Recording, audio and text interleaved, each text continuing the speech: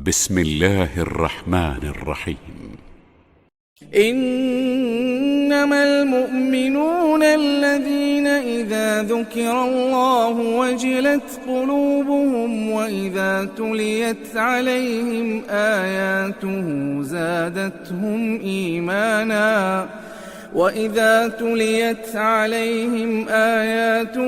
زادتهم إيمانا وعلى ربهم يتوكلون. Bismillah. Assalamualaikum warahmatullahi wabarakatuh. Innal hamdalillah nahmaduhu wa nasta'inuhu wa nastaghfiruh wa na'udzu billahi min shururi anfusina wa min sayyiati a'malina may yahdihillahu fala mudilla lahu wa may yudlil fala hadiya lahu. Asyhadu an la ilaha illallah wahdahu la syarika lahu wa asyhadu anna Muhammadan abduhu wa rasuluh. Ya ayyuhalladzina amanu taqullaha haqqa tuqatih wa la tamutunna illa wa antum muslimun. Ya ayyuhan nasu taqu rabbakumul ladzi khalaqakum min nafsin wahidah wa khalaqa minha zawjaha wa batha minhuma rijalan katsiran wa nisaa'a wattaqullaha alladzi tasaaluna bihi wal arham innallaha kana 'alaikum raqiba. Ya ayyuhalladzina amanu taqullaha wa qulu qawlan sadida yuslih lakum a'malakum wa yaghfir lakum dhunubakum wa may yuti'illaha wa rasulahu faqad faza fawzan 'azima.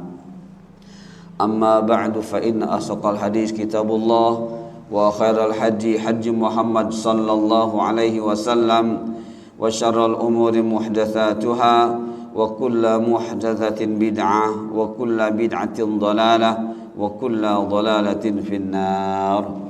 Ikhwah fillah rahimakumullah, saudaraku yang senantiasa dalam rahmat Allah.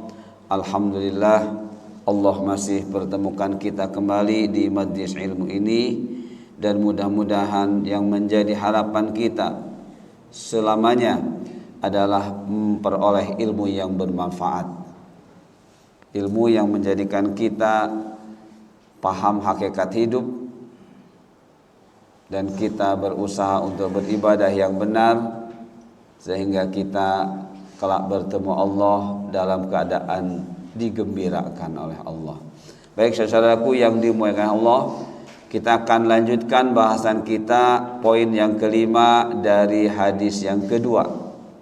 Hadis tentang rukun agama,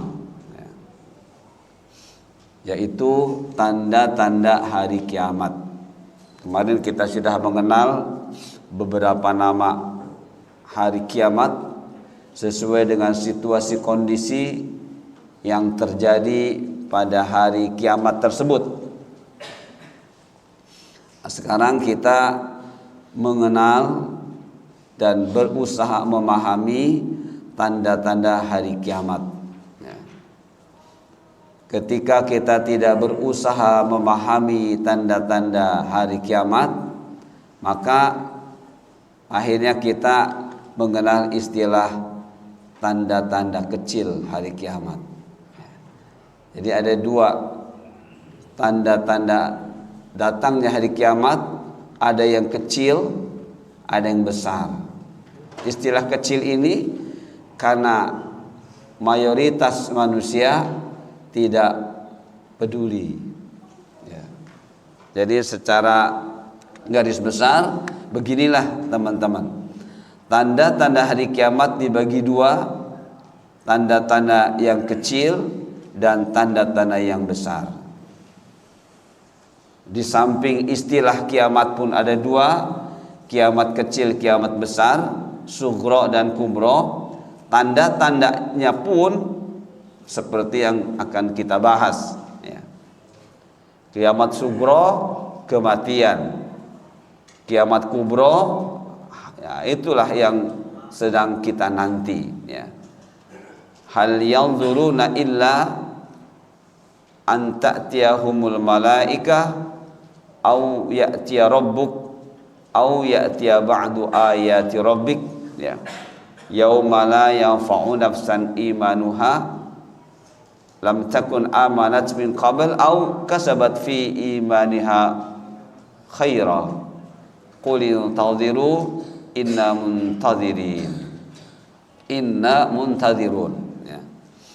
Tidaklah yang sedang mereka tunggu-tunggu kecuali kehadiran malaikat atau kehadiran Allah atau kehadiran tanda-tanda kebesaran dari tanda-tanda kebesaran Allah, maksudnya hari kiamat ya. Atau kematian atau hari kiamat dua ya. Dan pada hari tersebut, hari di mana seseorang mati secara individu atau mati secara keseluruhan pada hari kiamat, saat itu iman tidak bermanfaat ya. Saat itu iman tidak bermanfaat. Iman yang mana? Iman yang pengakuannya ketika saat-saat kiamat itu terjadi, baik kiamat kecil ataupun kiamat besar. Atau iman yang ketika selama diberi kehidupan oleh Allah tidak melahirkan amal-amal yang saleh. Nah, ini enggak bermanfaat teman-teman ya. Jadi Allah ingatkan kita bahwa keberadaan kita adalah hakikatnya sedang menunggu hari kiamat. Seperti itu. Nah, kita akan bahas hari kiamat adalah ada tanda-tanda hari kiamat yang kecil, ada tanda-tanda yang besar. Nah, yang kecil adalah telah terjadi, selesai, dan telah terjadi tapi terus berlangsung. Nah, jadi yang kecil ini ada yang sudah terjadi dan sudah selesai. Ada juga yang sudah terjadi terus berlangsung ya. Sampai kapan? Sampai kehendak Allah ya. Kemudian yang besar belum terjadi. Belum terjadi. Yang besar belum terjadi. Yang kecil sudah terjadi dan selesai, dan sudah terjadi tapi terus berlangsung. Nah, baik teman-teman, untuk melihat lebih jelas lagi ya, bahwa beginilah tanda-tanda hari kiamat ini, ayatnya seperti ini. Kalau tadi hal yanzuruna itu di surah Al-A'raf ya, Al-An'am ya. Kalau sekarang surah Muhammad, fahal yanzuruna illa sa'atun. Kalau tadi kata kiamatnya tidak dinampakkan ya.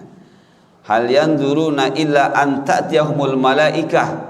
Kalau sekarang kiamatnya benar-benar dinampakkan oleh Allah. Fahal yanzuruna illa sa'ata ya, an ta'tiyahum baghtah faqad jaa'a asyratuha fa anna lahum idza ja'atuhum dzikrahum. Surah Muhammad ayat 18. Maka tidaklah yang mereka tunggu-tunggu melainkan hari kiamat, yaitu kedatangannya kepada mereka dengan tiba-tiba, baghtatan. Karena sesungguhnya telah datang tanda-tandanya ini ya teman. Faqad jaa'a asyratuha ya. Fa anna lahum idza ja'atuhum dzikrahum.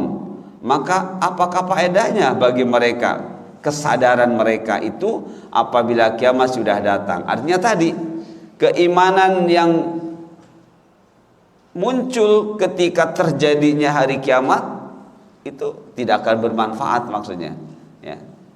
Jadi jangan sampai pahamnya kita pas hari kiamat tiba, maka Allah katakan fa'anna, bagaimana bisa bermanfaat pemahamannya kalau ternyata pemahamannya itu terjadinya di hari haknya ya, seperti itu.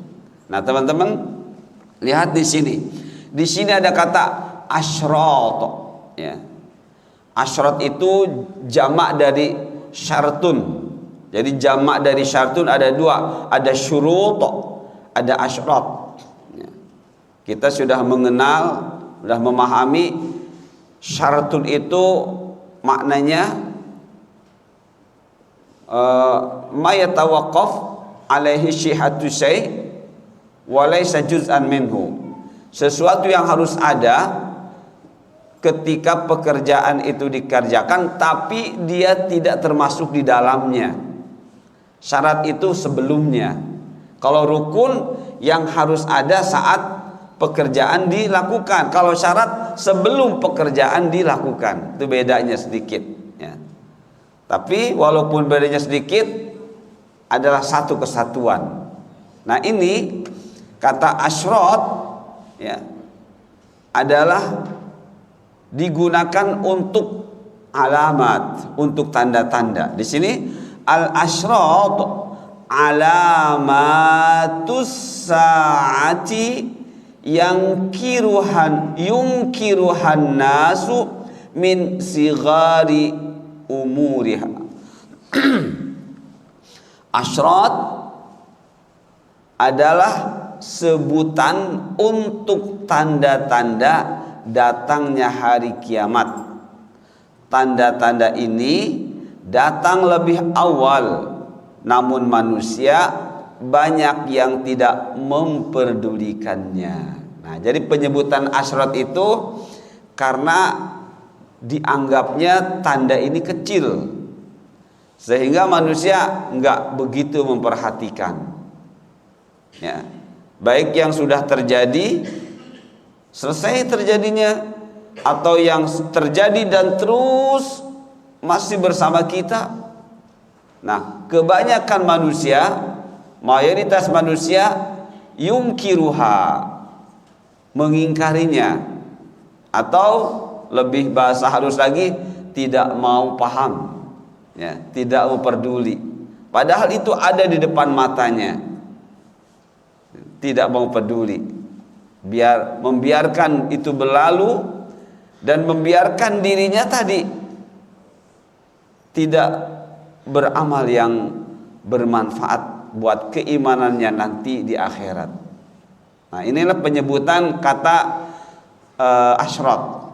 Nah, jadi asyrat adalah, jadi disimpulkan tanda-tanda kecil. Maka tanda-tanda kecil kiamat ini yang Allah menggunakan istilah asyrat adalah tanda-tanda kecil. Mengapa ini? Karena mayoritas manusia tidak memperhatikan tanda-tanda tersebut. Mari kita buktikan ya, mari kita buktikan. Tapi mudah-mudahan kita termasuk di antara hamba-hamba Allah yang memperhatikan tanda-tanda kecil tersebut ya. Jadi sehingga walaupun itu tanda-tanda kecil, buat kita tetap besar ya, buat kita tetap besar. Kenapa? Karena kita memahami kiamat tadi ada dua, kiamat sugro dan kiamat kubro. Kiamat sugro berarti setiap kematian kita ya. Kiamat kubro ya nanti ya, apa? Wuqufu masirati hayati dunya, berhentinya perjalanan kehidupan dunia. Seperti itu. Kalau kiamat kecil, berhentinya perjalanan kehidupan individu. Tapi kiamat besar, kehidupan dunia. Nah, karena kita paham dua nama kiamat ini dan dua tanda kiamat ini, maka bagi kita semuanya dianggap besar ya, dianggap besar. Nah, baik teman-teman, kita lihat saja langsung. Kalaupun nanti mungkin saya tidak membahasnya satu persatu sekarang, tapi kita mengetahui dulu ya, mengetahui dulu tanda-tanda yang disebut dengan istilah asyrat. Apakah kita sudah merasakan sekarang ya, atau itu sudah lewat? Seperti itu. Nah, baik teman-teman, ini tanda-tanda kecil datangnya hari kiamat, asyrat ya. Pertama, diutusnya Nabi Muhammad sallallahu alaihi wasallam sebagai rasul. Sudah terbukti? Sudah ya, sudah terbukti. Kalau dimasukkan kepada asyrot, nah kenapa? Ya ini, ya, padahal Rasulullah mengatakan bu'ithtu ana was-sa'atu kahataini. Setelah kita tahu ada sebuah hadis yang isinya menjelaskan kepada kita bu'ithtu ana was-sa'atu kahataini, aku diutus dan saat aku diutus kiamat ini kahataini. Dalam hadis seperti jari telunjuk dan jari tengah, ya, seperti jari telunjuk dan jari tengah. Apa maksudnya teman-teman? Sudah begitu dekatnya, ya. Padahal sudah 15 abad, tapi disebut oleh Rasulullah kahataini, sudah dekat. Nah, makanya bukan lagi tanda-tanda kecil buat kita yang paham, tetap itu tanda-tanda besar, ya. Kenapa? Karena dengan diutusnya Rasul memberitahu kepada kita, ya, demi keselamatan kita di akhirat nanti, ya. Kemudian wafatnya Rasulullah sallallahu alaihi wasallam ini dimasukkan ke asyrot, ya, ke tanda-tanda kecil. Padahal ini musibah besar, ya, musibah besar. Dan musibah besar ini dirasakan oleh para sahabat, ya, oleh para sahabat yang mereka berjuang bersama Rasulullah SAW. Apa yang diperjuangkan, apa yang diperintah oleh Allah untuk diperjuangkan, yaitu Islam, ya. Ini musibah besar bagi sahabat. Seakan-akan dunia saat itu, saat kematian Rasulullah SAW, gelap. Yang padahal ketika Rasul datang ke Madinah disebut munawwarah, bercahaya. Tapi sepeninggal Rasulullah seakan-akan kegelapan kembali, ya. Sampai di antara sahabat Rasul yang dekat saja, ya, Umar kalau tidak salah, ya, seakan-akan tidak percaya Rasulullah meninggal. Bahkan Abu Bakar kemudian, ya, kalau nggak salah, ketika melihat sahabatnya seakan tidak percaya dengan wafatnya Rasulullah, ingin menguatkan kepada beliau dan kepada umat, tapi beliau sendiri mengatakan andai, yang berusaha menguatkan, ya, sampai berkata andai kematian ini pilihan, andai kematian ini pilihan, ya, diberikan pilihan kepada saya akan pilih engkau jangan mati dulu. Biarkan yang mati yang lain, walaupun jumlahnya harus banyak. Jadi musibah besar bagi sahabat. Nah, kita bagaimana sekarang? Nah, kita tenang-tenang aja, ya. Kita tenang-tenang aja. Seperti itu, ya. Kenapa musibah besarnya? Karena wahyu tidak turun lagi, ya. Wahyu sudah tidak turun lagi. Berarti pertanda syariat Islam sudah selesai, sudah sempurna. Seperti itu. Nah, kemudian ditaklukkannya Baitul Maqdis atau Masjidil Aqsa, ya, yang sekarang sedang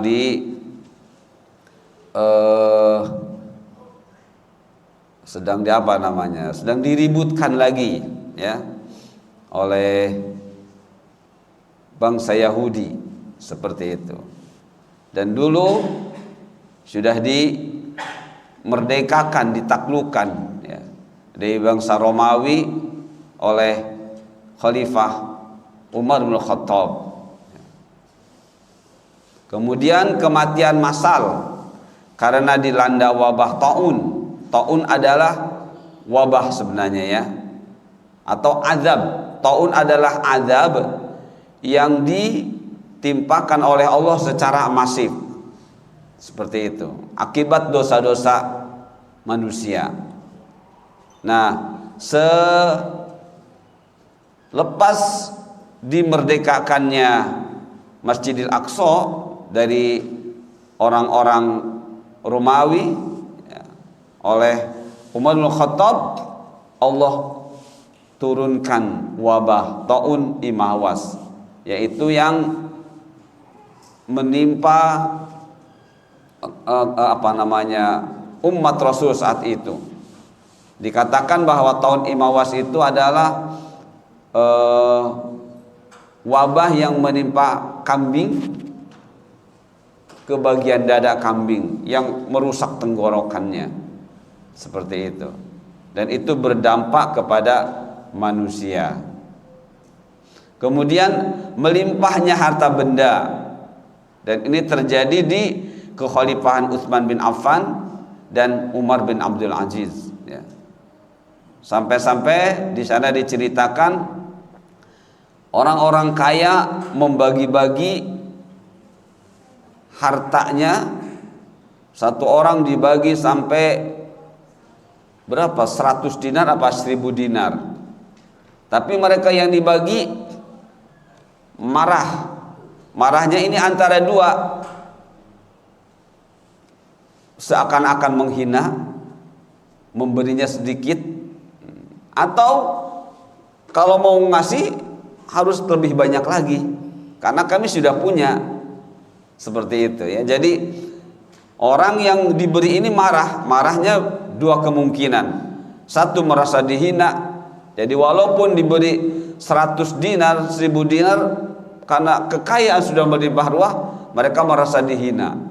Atau kalau mau ngasih lebih banyak lagi, seperti itu. Nah, ini terjadi di kekhalifahan Utsman bin Affan dan Umar bin Abdul Aziz. Kemudian terjadinya fitnah dai ala bab jahannam atau ila babi jahannam, ya. Ini teman-teman masih ingat Hudzaifah al-Yamani, ya. Ketika itu Hudzaifah al-Yamani berkata, kana nas yas'alu Rasulullah anil khair. Pada saat itu orang-orang, yakni sahabat, bertanya kepada Rasulullah tentang kebaikan-kebaikan. Wa kuntu as'alu Rasulullah anisyar. Sementara saya bertanya kepada Rasulullah tentang keburukan-keburukan. Mengapa? Makhafatan ayyudrikani, karena saya berjaga-jaga, ya. Takut keburukan itu menimpa diri saya. Jadi kalau saya tidak tahu seperti apa keburukan, jangan-jangan saya tertimpa keburukan tersebut. Nah, intinya kata Rasulullah, setelah kebaikan datang Rasul, setelah adanya Rasul, para khalifah, nanti akan ada kerusakan, akan ada keburukan. Rasulullah menyebutnya dengan istilah dakhon, ya. Dakhon itu kalau kita melihat kaca tuh bening, terus kita tiup, ada embunnya. Nah, itu dakhon. Jadi kelihatannya bersih, kelihatannya baik, ternyata ada keburukannya di sana. Nah, di antara keburukannya yang Rasulullah sampaikan kepada Hudzaifah al-Yaman itu adalah ini, dai atau duat ila babi jahannam atau duat ala babi jahannam. Jadi penyeru-penyeru di pintu neraka jahanam atau penyeru-penyeru ke pintu neraka jahanam. Dan mereka, kata Rasulullah, orang-orangnya seperti kami, seperti kami, min jildina, mungkin fisiknya kayak orang Arab, seperti itu. Itu akan terjadi, dan sekarang kita sudah melihatnya, ya. Bukan dari fisik yang orang Arab saja, ya, bisa artinya secara umum manusia, ya. Jadi menyeru orang lain untuk masuk neraka, wal'iyadzubillah, ya. Kemudian meninggalnya Khalifah Utsman dengan cara dibunuh, ya. Dan saat inilah mulai terjadinya perpecahan di kalangan umat Islam. Kemudian terjadi perang Jamal, perang Unta, perang Siffin, perang berkaitan dengan tempat, ya. Dua-duanya sama terjadi di masa Khalifah Ali bin Abi Thalib, ya. Yang ini semuanya sebenarnya sama-sama umat Islam, ya, tapi karena fitnah, karena terjadi fitnah.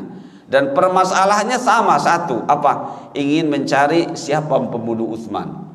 Seperti itu. Jadi sampai melibatkan istri beliau berperang ya. Seperti itu. Nah, teman-teman. Kemudian munculnya Khawarij. Khawarij itu dari kata kharaja. Kharaja. Orangnya kharijun. Jamak dari kharijun khawarij. Artinya apa? Orang-orang yang keluar dari kepemerintahan, alias tidak mau ada pemimpin. Ya, jadi kalau orang ini tidak mau ada pemimpin, ini khawarij namanya. Ya. Apakah khawarij itu Syiah? Sebenarnya Syiah justru pemimpinnya banyak. Ada 12 pemimpin. Ya. Khawarij justru nggak mau ada pemimpin. Keluar dari kepemerintahan, nggak mau diatur. Wa'iyadzubillah. Nah, jadi kalau kita ini nggak mau diatur oleh pemerintah, ya kita masuk ke Khawarij. Ya. Seperti itu. Nah, ini munculnya Khawarij di masa kekhalifahan Ali bin Abi Thalib. Ya. Kemudian munculnya pendusta yang mengaku nabi. Ya. Kemudian munculnya hadis-hadis palsu. Seperti itu. Ya. Sekitar 300.000 apa 30.000 hadis palsu. 300.000 kalau nggak salah. Ya. Wal'iyadzubillah. Nah, itu hadis-hadis yang bersebaran. Kemudian terjadinya pembenaman alias bencana gempa bumi. Sekarang sudah banyak gempa bumi di kita. Ya. Kemudian munculnya pendukung-pendukung kezaliman, sudah banyak, ya, sudah banyak sekarang kita merasakan. Hilangnya amanah, yang jujur disingkirkan. Nah, kita sudah mengalaminya, ya. Ini saya bacakan dulu saja sementara, kalaupun ada mungkin sedikit penjelasan.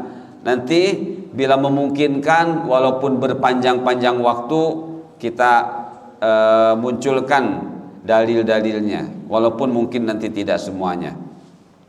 Jadi hilangnya amanah alias yang jujur disingkirkan. Ya. Sekarang sudah terjadi kan teman-teman ya. Munculnya taklid. Ya, munculnya taklid.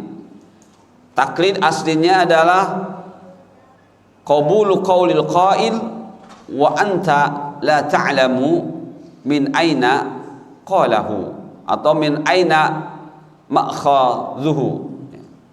Taklid definisi aslinya adalah engkau menerima dalil, engkau menerima dalil dari seseorang untuk beramal, wa anta la ta'lam min aina qalahu atau min aina ma'khudhuhu, tapi kita enggak memperdulikan dari mana sumbernya.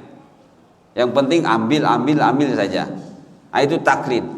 Nah, tapi untuk bisa memahami taklid lebih mudah lagi adalah ketika kita beramal cukup dengan mengikuti orang banyak, atau kita beramal mengikuti tokoh tapi juga kita nggak peduli. Nah, seperti itu, hati-hati mas teman-teman. Misalnya ngikutin, mohon maaf saya Abu Hana begitu ikut saja. Nah, itu bisa taklid namanya. Jadi harus bertanya, kenapa begini sih? Kenapa begini? Nah, kalau tidak melalui proses bertanya begitu, itu namanya taklid. Jadi jangan mentang-mentang dia seorang tokoh, terus kita ikuti begitu saja, enggak. Harus melalui proses. Kalaupun tidak bertanya langsung kepada tokohnya, bisa kepada yang lain yang mudah-mudahan paham tentang apa yang dilakukan oleh tokoh tersebut. Nah, kalau kita tidak melakukan proses seperti itu, tetap namanya taklid. Ya, jadi taklid itu definisi awalnya, definisinya qabulu qaulu qail wa anta la ta'lamu min aina qalahu. Engkau menerima dalil, ya, atau engkau menerima amalan tapi enggak peduli sumbernya dari mana. Ya, seperti itu teman-teman. Akhirnya taklid bisa dilihat secara real di masyarakat, mengikuti kebanyakan orang. ya, mengikuti tokoh seperti itu. Dan ayatnya sudah jelas, sudah sampai ke teman-teman, ayat 116 surah Al-An'am, ya. Jadi ketika kita mengikuti mayoritas dan kita nggak peduli, ya, nggak mau cari tahu, maka kita saat itu sedang bertaklid. Dan Allah katakan orang yang bertaklid itu sedang melakukan kebohongan, ya. Inhum illa yakhrusun, orang yang mengtaklid itu sedang melakukan kebohongan, berarti ibadahnya berdosa, bukan hanya tidak bermanfaat, berdosa. Maka mendingan kita beramal satu tapi jelas sekali daripada kita beramal dengan taklid, ya. Bahayanya taklid seperti itu. Allah mengatakan yakhrusun, mereka sedang melakukan kebohongan, ya. Dan berarti kita sedang tidak menjaga agama kita, ya. Taklid itu masuk ke dalam, kalau ilmunya ilmu subhat, walaupun kebenarannya itu di atas 50%, ya, walaupun kebenarannya di atas 50%, tapi selama tidak mencapai 50%, tetap ini masuk ke kategori subhat. Dan Rasulullah mengingatkan, manittaqa subhat faqad istabra'a lidini wa 'irdih. Orang yang menjaga diri dari terkena subhat, ya, dari terkena subhat, dari terkena pemahaman yang belum jelas, maka berarti dia sedang menjaga keselamatan agamanya dan keselamatan kehormatannya. Itu teman-teman. Kehormatannya apa saja? Kehormatan ada 4. Akal kita, nafas kita, nasl kita, keturunan, dan mal, ya. Jadi orang yang menjaga dari subhat supaya tidak terkena subhat, itu kata Rasulullah berarti sedang menjaga keselamatan agamanya. Yang kedua, sedang menjaga keselamatan kehormatannya. Apa yang dimaksud kehormatan? Akal berarti ilmu, ya. Ilmu yang ada dalam hati jangan sampai terkontaminasi, ya, oleh ilmu yang tidak benar. Kemudian nafas diri kita, ya. Nafas ada 3, ada nafsu ammarah bisu, ada nafsu lawamah, ada nafsu mutmainnah. Nah, ketika orang terkena subhat, berarti sudah kena nafsu ammarah bisu, maka kecenderungannya beramal yang salah terus, ya. Tapi kalau ammarah bisunya tidak ada, 2, lawamah dan mutmainnah. Inilah nafsu yang selamat. Nasal keturunan kita dan mal harta benda kita. Seperti itu teman-teman, ya. Kemudian merajalelanya kebodohan dalam ilmu agama, ya. Merajalelanya kebodohan dalam ilmu agama banyak, ya. Jadi kalau seseorang itu hanya pinter masalah dunia tapi masalah akhirat tidak diperhatikan, berarti dia termasuk orang yang bodoh dalam ilmu agama. Dan Allah tidak suka, ya. Allah yubghid, Allah benci kepada orang yang hanya tahu ilmu dunia tapi tidak mengetahui ilmu akhirat. Allah benci. Jadi sepintar apapun manusia dalam ilmu dunia, tetap Allah benci dan semakin benci. Wa'iyadzubillah, ya. Kemudian ilmu agama diperoleh dari ahlu bid'ah. Sudah kita dapati sekarang, ya. Kita sudah melihat kenyataan ini, ya. Dan Rasulullah sudah bersabda, min asyrat, itu Allah Rasul mengatakan kata asyrat, min asyratis sa'ah ayyul tamasa al-ilmu minal asagir. Di antara tanda-tanda kecil datangnya hari kiamat adalah diperolehnya ilmu minal asagir, dari orang-orang kecil. Maksudnya apa? Ahlu bid'ah, ya. Jadi di situ diistilahkan asagir, ya, maksudnya adalah ahlu bid'ah. Bid'ah itu kata para ulama, walaupun tidak sampai kepada syirik, tetap dosa besar. Ya. Walaupun tidak sampai pada syirik, yang namanya bid'ah itu tetap dosa besar. Makanya kalau orang masih melakukan bid'ah, dia tidak merasakan dosa kecil alias fahsya. Walaupun fahsya itu sebenarnya ada dosa besar juga, ya. Tapi intinya ketika kita kembali memahami dua sumber dosa, fahsya dan mungkar. Fahsya adalah dosa-dosa yang kaitannya dengan duniawiyah, sedangkan mungkar adalah dosa-dosa kaitannya dengan tata cara ibadah. Orang yang masih asik dengan bid'ah, dia nggak tahu fahsya. Ya. Dosa-dosa yang dikerjakan dengan dunia mereka tidak menyadari bahwa itu berdosa.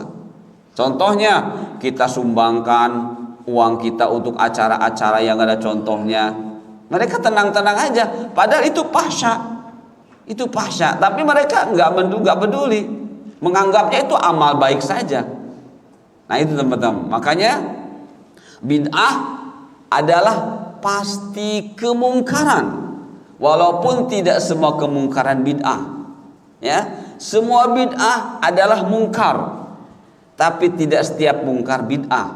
Ya, contoh teman-teman sholatnya tidak mencontoh Rasul sepenuhnya. Ya, nah, berarti teman-teman sedang melakukan kemungkaran. Selama tidak melakukan ibadah yang baru, praktek ibadah yang baru, itu namanya kemungkaran. Tapi kalau sudah membuat ibadah yang baru, itu mungkar dan itu bid'ah. Ya, seperti itu teman-teman ya. Jadi ilmu agama diperoleh dari ahlu bid'ah. Sudah banyak sekarang. Ya. Bermegah-megahan dalam membangun masjid, begitu. Sekarang sudah terjadi di mana-mana masjid dibangun, isinya tidak ada, atau isinya kebid'ahan. Jadi lebih berorientasi pada megahnya. Wal'iyadzubillah. Suara-suara kefasikan muncul di masjid. Apa maksud kefasikan teman-teman? Sautul fusuq, ya. Sautul fusuq minal masajid. Keluarnya suara-suara kefasikan dari masjid-masjid. Apa maksudnya? Teman-teman dengar, kalau sore, kalau subuh, ya, mengganggu. Mereka tidak paham apa yang diucapkannya. Selalu mengatakan sholawat. Padahal sholawat, redaksi sholawat hanya 9 yang Rasul ajarkan. Ya, tapi mereka selalu mengklaim ini sholawat. Dan mereka gaung-gaungkan di speaker masjid. Kalau sore, kalau mau subuh, ya. Nah, ini namanya sautul fusuq, ya, minal masajid. Sudah terjadi kan? Terjadi, ya. Enggak peduli orang keberisikan atau tidak. Dan mereka juga tidak peduli yang sedang dilantunkannya dia paham atau tidak. Mereka paham atau enggak. Itu namanya sautul fusuq, ya. Fusuk itu dari kata fiskun, fasik, orangnya fasik. Apa artinya? Kalau secara makna yang mendasar dua. Pertama, khuruj anit ta'ah, keluar dari ketaatan. Itu namanya fasik. Kalau khawarij, khuruj anil apa? Dari kepemerintahan. Kalau khawarij keluar dari kepemerintahan, enggak mau taat. Kalau fusuk keluar dari ketaatan, ya, seperti itu. Nah, makna yang kedua, fasik adalah menganggap remeh dosa-dosa kecil. Seakan kecil ini, seperti itu. Padahal la sagir ma istimrar, ya, atau la sagir ma israr. Tidak ada kecil kalau terus-menerus dikerjakan. Nah, jadi teman-teman, fasik itu seperti itu, ya. Jadi akan keluarnya, akan munculnya suara-suara kefasikan dari masjid-masjid. Kajian-kajian yang enggak ilmiah itu fasik. Ya. Jadi kajian-kajian hanya orientasinya kumpul, katanya memakmurkan masjid, tapi hanya kumpul, tidak ada ilmu yang disampaikan, itu fasik. Itu fasik namanya, itu kefasikan, ya. Jadi kita sudah mendapatinya. Kemudian menolak sunnah Rasul sudah banyak sekarang, ya. Kita menyampaikan sunnah Rasul diperangi, ditentang, dijauhi. Sementara mereka yang asik dengan kefasikan malah didiamkan, bahkan didukung seperti ini nih. Ya, munculnya pendukung-pendukung kezaliman seperti itu. Masjid-masjid menjadi seperti jalan. Apa maksudnya teman-teman? Mampir orang istirahat, azan berkumandang, bukannya masuk ke masjid malah meninggalkan masjid. Ya. Orang kecapean istirahat di teras masjid, azan berkumandang, bukannya sholat malah pergi. Jadi menjadikan masjid katuruk, seperti jalan-jalan buat lewat saja. Wal'iyadzubillah. Munculnya wanita-wanita berpakaian tapi telanjang. Udah banyak sekarang, ya, sudah banyak. Coba teman-teman, mohon maaf, tiap hari apa tuh? Entah di depan supermarket suka ada senam-senam itu. Lihat mereka, ibu-ibu, pakaiannya ketat kan? Ini yang dimaksud berpakaian tapi telanjang, ya, berpakaiannya ketat. Mereka asik sedang mengolah badannya biar badannya bagus dan sehat, tapi mereka membiarkan auratnya kemana-mana. Ini dia, ya, wanita-wanita berpakaian tapi telanjang, dan ini mereka tidak akan mencium wanginya surga, ya.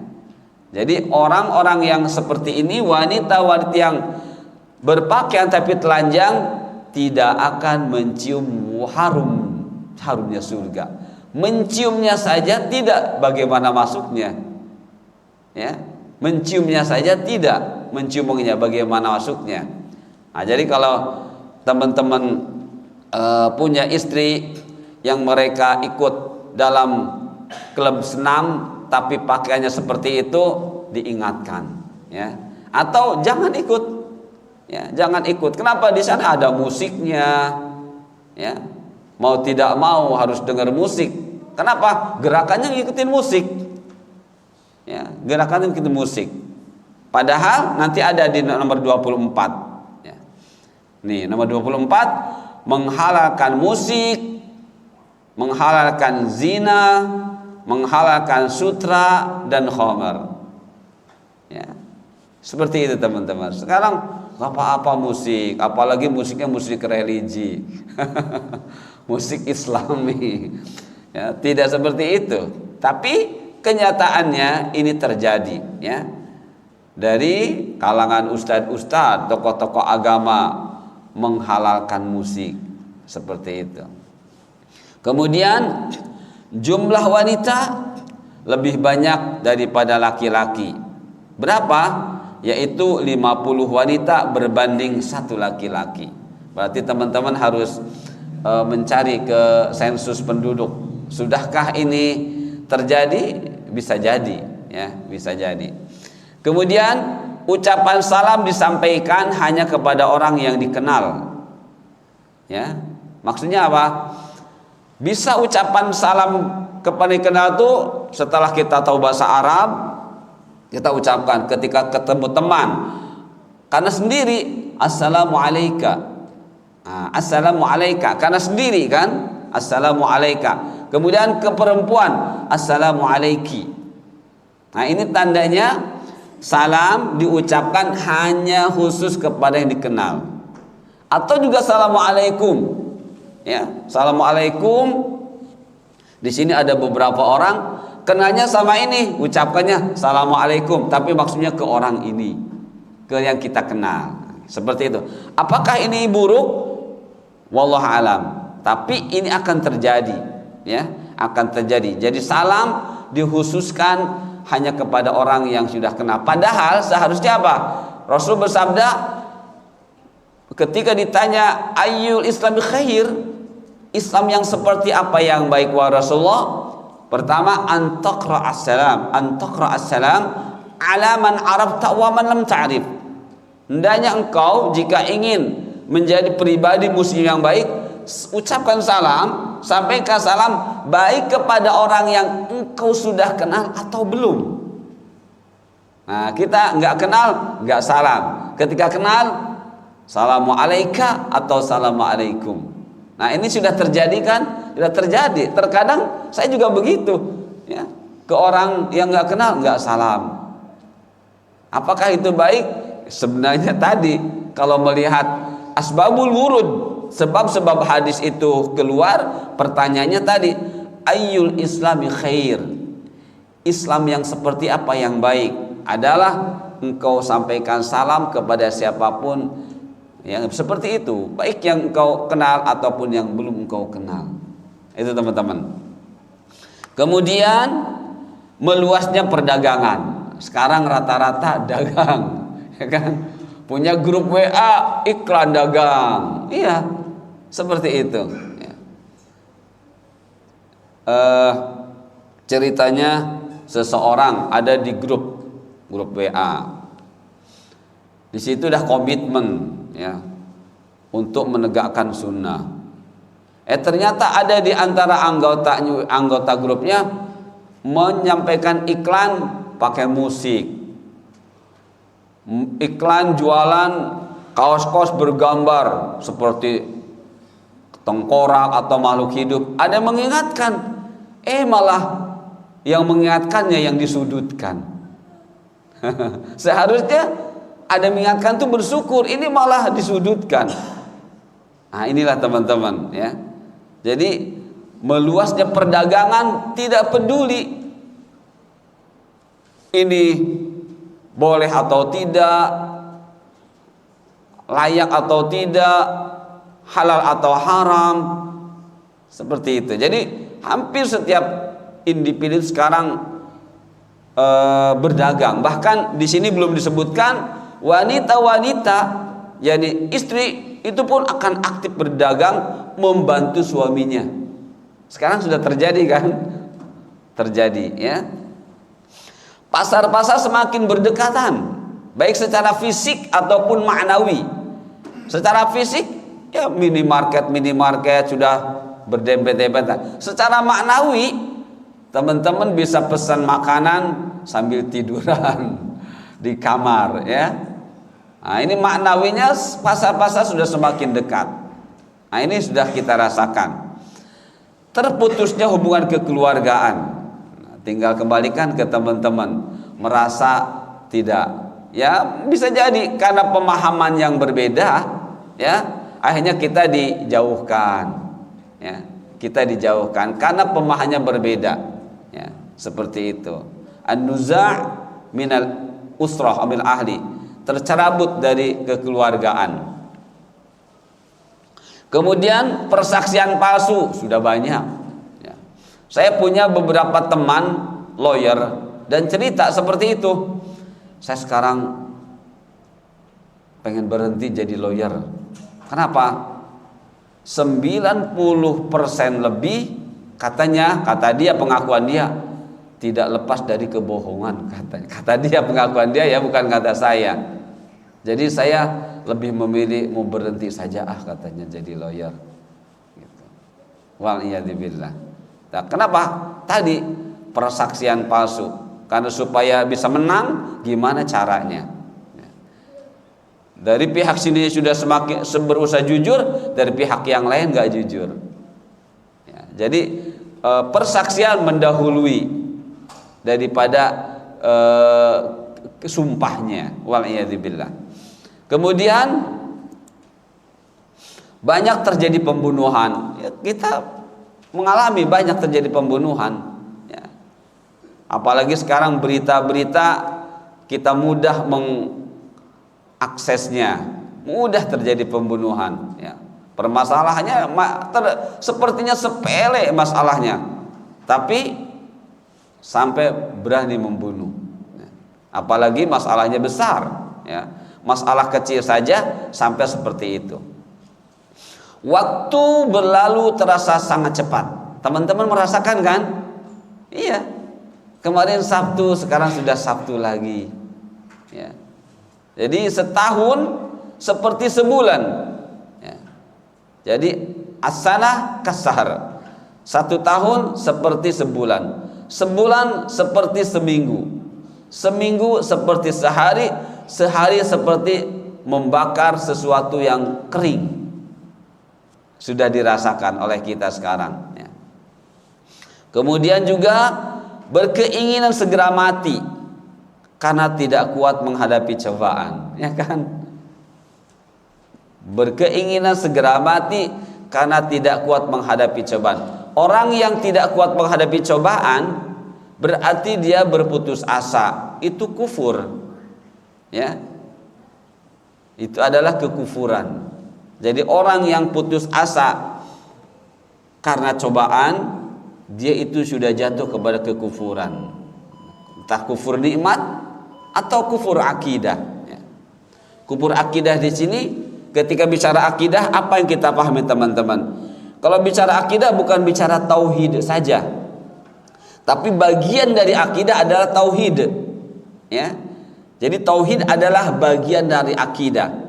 Dan pada prinsipnya kehidupan kita untuk bisa beramal yang benar itulah akidah, ya, itulah akidah. Jadi sekali lagi, bicara akidah bukan hanya bicara tauhid saja, tapi tauhid bagian dari akidah. Lantas akidah itu apa sendiri? Akidah adalah ma ya'taqidu bihi al-qalbu, ya, apa yang diyakini oleh hati yang nanti beramal, itulah hakikat akidah. Maka akidah ini bisa akidahnya benar, bisa akidahnya salah.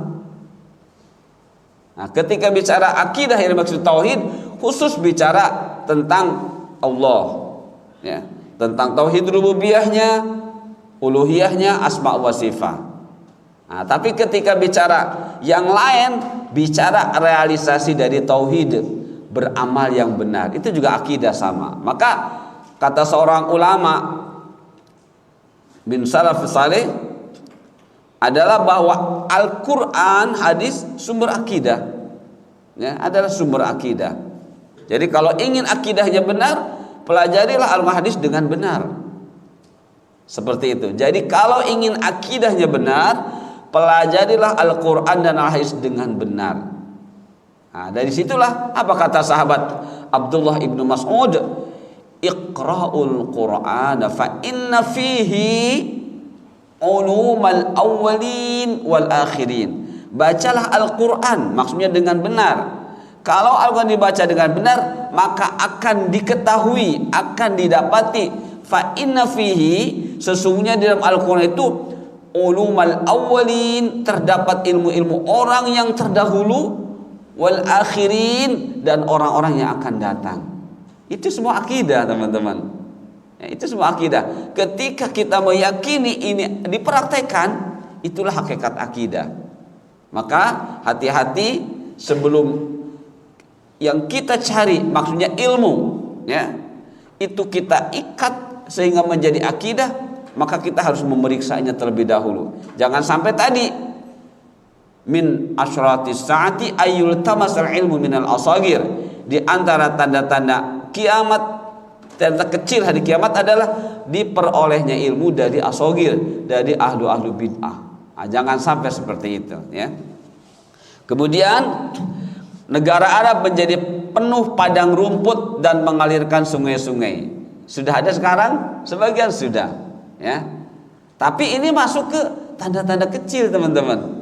Masih dikelompokkan ke asyrat, ya, masih dikelompokkan ke asyrat seperti itu. Kenapa? Karena masih banyak orang yang tidak peduli, ya, karena lebih banyak orang yang tidak peduli bukan dengan tanda-tandanya, dengan hari kiamatnya, dengan hari kiamatnya, sehingga tanda-tanda kiamat yang nampak itu dianggap tenang aja. Apa buktinya? Tetap aja amal-amalnya nggak berubah. Yang bid'ah tetap aja dengan kebid'ahannya, ya. Bahkan datang ke sana melakukan umroh pun yang dilakukannya bid'ah. Nah, ini tandanya tidak peduli dengan tanda-tanda kiamat, apalagi dengan kiamatnya. Wa'iyadzubillah. Kemudian kebenaran mimpi orang beriman, ya, mungkin teman-teman banyak mendapatkan informasi tentang orang-orang yang mimpi dengan bertemu Rasulullah. Bahkan sampai ada di antara mereka yang dengan begitu yakin, ya, dengan begitu persuasif mengatakan Rasulullah bersama saya dimanapun. Mau tidur ada Rasulullah di ujung kaki saya mengingatkan, ayo wudhu dulu. Mau berangkat keluar Rasulullah sudah ada di pintu rumah mengingatkan. Subhanallah, sampai seperti itunya ya. Padahal tidak semuanya ya. Mimpi Rasul itu pada tidak semuanya benar. Kenapa? Benar. Syaitan la yatamatsal. Ya. Rasulullah syaitan tidak bisa menjelma Rasulullah. Tidak bisa seperti itu. Tapi syaitan tukang bohong. Bisa saja membohongi. Ya. Dia menjelma yang lain tapi saya Rasulullah. Seperti itu ya. Jadi banyak orang-orang sekarang nih bercerita tentang mimpi Rasulullah, tapi masih saja melakukan kebid'ahan. Berarti ini kontroversial antara mimpi dengan kenyataan. Ya. Kemudian kebahagiaan Luka bin Luka. Luka bin Luka ini istilah. Siapakah mereka? Orang bodoh, orang yang bengis, orang yang kasar, orang yang hina dan tidak berakhlak, tapi mereka bahagia dengan hartanya yang mereka miliki. Ya, sekarang kan banyak teman-teman, ya, banyak rezeki yang tiba-tiba datang seperti itu, dan mereka tidak peduli bagaimana memperoleh rezeki berupa uang tersebut, dan mereka senang, ya, mereka tidak memperhatikan harta tersebut yang ada pada mereka tuh harus dibagaimanakan. Mereka senang saja. Sementara orang-orang yang benar, akhlaknya benar, mereka bingung. Bingungnya apa? Takut, ya. Takut celaka. Seperti itu. Kemudian kesyirikan merajalela dan muncul kembali penyembahan berhala. Kesyirikan sudah kelihatan, ya. Di mana-mana diingatkan tidak mau. Kemudian bangsa-bangsa menyerang umat Islam. Nah, tinggal teman-teman perhatikan saja apakah ini terjadi atau belum. Ini masih titik-titik, berarti masih ada yang lainnya. Ya, masih ada yang lainnya. Sudah saya siapkan tapi belum saya masukkan ke sini. Waktunya sudah cukup teman-teman. Ya, jadi insya Allah berikutnya tambahan masih asyrat, dan kalau memungkinkan nanti dalil-dalilnya sambil saya sampaikan. Seperti itu. Baik teman-teman, sekali lagi tidak terasa sudah pukul 6. Tadi saya perhatikan mulai pukul 5. Sekarang sudah pukul 6. Kita cukupkan dulu, kita lanjutkan Sabtu depan biidznillah. Nanti kalau ada tanya jawab di forum sambil ini aja. Subhanakallahumma bihamdika asyhadu an la ilaha illa anta astaghfiruka wa atubu ilaik. Wassalamualaikum warahmatullahi wabarakatuh.